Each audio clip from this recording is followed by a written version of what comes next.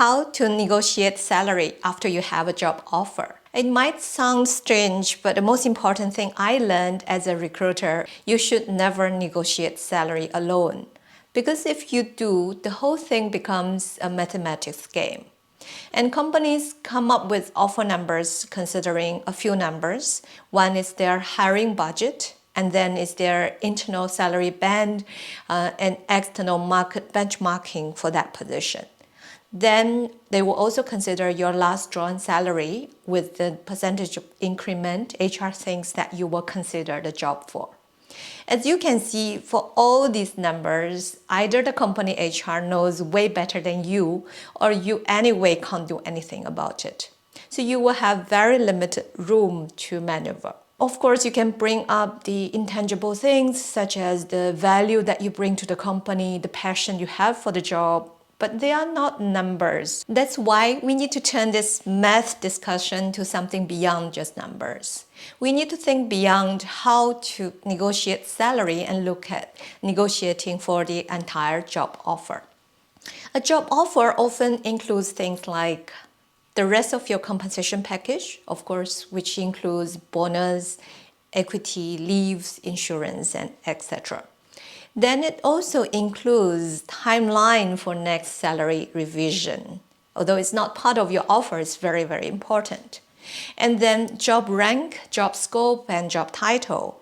And then also work arrangements such as the working hours, the location. Of course, today a lot of it is remote. And then immediate needs like start date. Which are the things that can be negotiated? True enough, insurance packages and leaves are usually pretty standard at those established companies. But if you negotiate for job rank, then these things will also move up. Equity and bonus structure. These are the things that can be flexible, especially in a startup company or in the senior level positions. Even job scopes can be negotiated, especially when the team is new or when a company is hiring for a number of roles concurrently. You just need to have a clear understanding of the team's needs and also the value you are adding to the team.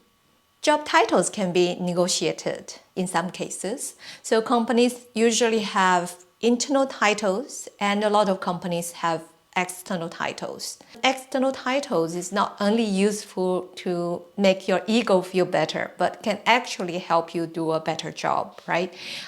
Imagine that sales director or sales manager could sound a bit different in your client's ears. So if your company is flexible on that, then you should ask for it.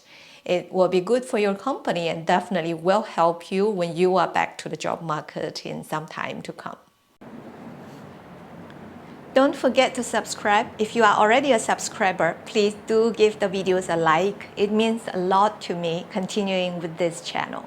Generally, in a more fluid environment, you have more space to negotiate. And then in a more structured environment, you will need to pay more attention to the things that pinpoint you into the system.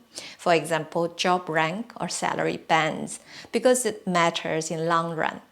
Pushing up one rank higher can save you maybe a few years of effort fighting for a promotion. So it's definitely worth considering. So what's negotiable depends on the company, the team, and the specific hiring situation. Throughout the interview process, you should have gotten some sense on this. And the first thing you need to do at the offer stage is to fix these moving pieces. You need to put your interests on the table and bounce off ideas with HR so that you can sense where they are flexible to make some arrangements for you. So until you can see all the pieces of the puzzle, make sure you say, it depends. It's fair enough that HR will ask you for a salary expectation and then you have a few ways to answer. You say, to be honest, I haven't been in the market, so I haven't considered it, which is possible to be the case. Or you can say that, well, as long as it is a reasonable offer, will do. Or sometimes you can choose to give a range of salary saying, my salary expectation is from this amount to this amount, so that you know they are not too off from that number. But whichever answer you give, as long as you give some information, the principle is you try to always say it all depends. Because it's true, you are not going to consider just the numbers. Tell them you have to know the job scope, the job rank, the next salary review timeline, the benefits, the bonus, and many other working conditions. And some people ask how to negotiate salary in an interview, or what to do when they ask about your salary expectations in the interview or right after that. So all these are just way too early in the process.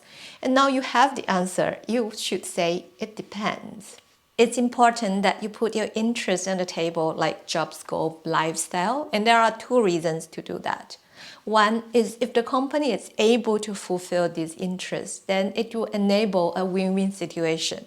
For other things that are important to you may not be that important for the company at the same level. Let's say if you really want to have a 1-month holiday before joining, and the company might be perfectly fine with that. So if you have some special needs, like you have young children or old parents, so you need to make some adjustment to your work schedule, then this is the best time to raise, because these factors will not affect your chance of getting the job. They are too small, but it's the good time for the company to also win some brownie points with you to showcase they are very considerate employer. The other reason is if the company cannot fulfill this interest for whatever reason, at this time you can start to work with the company, trying to be creative and have a solution to somewhat meet in the middle. And if the situation is still less than ideal, then this can become a negotiation lever for you. Basically, you are expressing that I am going to suffer on this front or sacrifice. Then what can a company do in the other aspects to compensate me or to make the overall package more attractive? For example, higher pay. Because you need to be ready to that for that moment to say, if you gave me these things, I'm going to say yes to the job. So before that, you need to know your baseline numbers, and you need to have a sort of a formula on how you derived, how you reached this number to justify. So there are a few things you need to consider when you are working on the numbers. One is you need to benchmark with your current pay. So let's say the company is offering X% on your base salary. Then you need to remind them that on total percentage, the increment becomes much less, like only 1%, because in your current company, they give fantastic bonus, and in the new company, they don't seem to commit at the same level. And also remind them of the next salary review timeline. If your current company is conducting salary review soon, and you will be missing that. Another thing is the monetary value of the non-monetary things, meaning if, for example, is the new job offer short on sort of annual leave, insurance plan, or flexible benefits, or any of that? Because any of these things can be converted to money, and they will be worth much more if they are important to you. Meaning 1 day of annual leave would be more expensive than just 1 day of salary. Next is you can release some information about a counter offer or say other opportunities that you are exploring concurrently, but you need to remember to handle it with care so you don't come across as someone just talking about numbers all the time. You should include things like pros and cons in this role and pros and cons of the other role, so it sounds like a balanced view and you are a person who considers every aspect.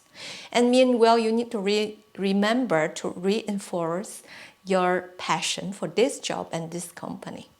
And if you don't have other opportunities at all, then I wouldn't suggest you to fake it. But you can always talk about, in common sense, what are the other types of jobs that you can easily get. This will require you to have a clear understanding and assessment of your position in the market. So with the above, you will be able to back up your salary expectation with very good rationale. So this information will be very useful when you need to draw a line and tell the company, okay, give me this, I'm going to take it. If you don't, then I'm going to walk away. And once you draw that line, you should never go back on your words. It's just very bad and you will have retribution. So therefore, if you say this, you have to mean it. So what if they don't give you this, right? Give you what you want, then it depends on how clear or how firm you are. You may tell them that, oh, no, this is going to be the minimum and anything below, I'm going to reject. Or you may leave some space and say, I don't know, give me your best offer. And then let the company work on the revision of the offer and come back to you for you to make that final decision. Always remember to reinforce positive messages, but you need to dare to demand. So you need to say things like, we're almost there, I really love the job, I love the company, I just need to know this piece. I just need to know the numbers. I just need to know if you can meet this condition. And I still have some concern. So make it sound like you are really, really keen and you guys are really close, and just these things that are between you, which you feel you can jointly work upon. And you should always remind them of your assets, your value, and your strength. But at the same time, you also need to have courage to ask for what you deserve with all that value you bring.